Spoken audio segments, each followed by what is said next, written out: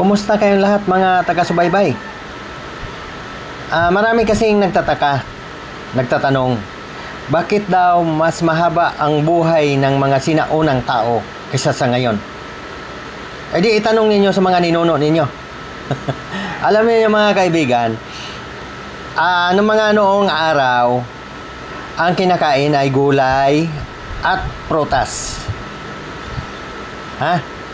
Gulay at prutas.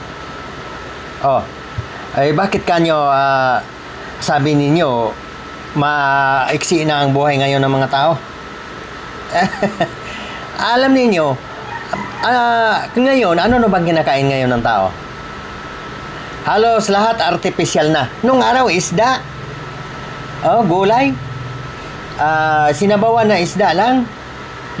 Napakasimple ang kabuhayan nung araw. Nakakamay lang pag kumain. Ganyan lang. Bakit kanyo nababanggit pa yung kamay? Ngayon, kung magkutsara kayo, lalo na kung plastic, magkakaroon ng yan mga kaibigan.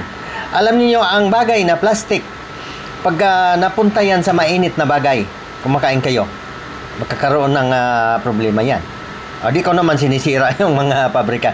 Ibig sabihin, huwag na tayong magtaka kung mas mahaba man ang buhay noong araw. Ganyan, kutsara. Kailan na naman na-imbento ang kutsara? Noong araw, ganito talaga nakakamay pag kumain ang tao kasi wala pang kutsara. Ganun lang po kasimple yan.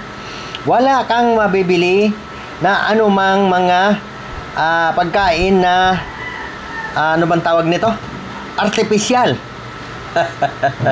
Inumin na artificial. Kung noong araw, tubig lang. Tubig. Hindi pa malamig galing lang sa mga sa mga balon. Ngayong panahon na ito, ang tubig natin ay malamig na at galing na saan ang galing? Sa mga tangke. Ayan pa, isa pang inumin na ganyan. Ay ko lang banggitin ibig sabihin, nung araw talaga tubig lang. Bakit pa mo nagtataka tayo kung maiksi na ang buhay ngayon? Huwag na tayong magtaka. Kasama na talaga sa pag-unlad yan. Kasi alam nyo, sa totoo lang, kung umasa tayo, ganyan, kikita nyo, mga sinaunang tao, ganyan ang lalakas. Kung umasa pa tayo sa bukal, hindi na po kakasya. Kaya po talaga, ang tubig ngayon ay artificial. Tinitimplahan na po yan. Hindi kagaya nung araw, galing lang sa bukal, at ang isda, galing sa malinis na ilog at dagat. Walang polluted. Walang red tide. Kaya hindi po nakapagtaka na mahaba ang buhay ng mga sinaunang tao. Tubig lang. Tubig lang. Ako naabutan ko yan. Alam niyo ba ang igiba naman ng tubig noong araw? Yung galing sa kawayan. Bakit kanyo malalakas pa? Ito pa kamuti. Ano bang tawag yan? Malakas yan na pag kumain ka ng kamuti, pampalakas ang katawan. Di ba ang bigas ay nakadiabetic? Nung araw, kamuti, saging, walang mga ganito, walang chichirya.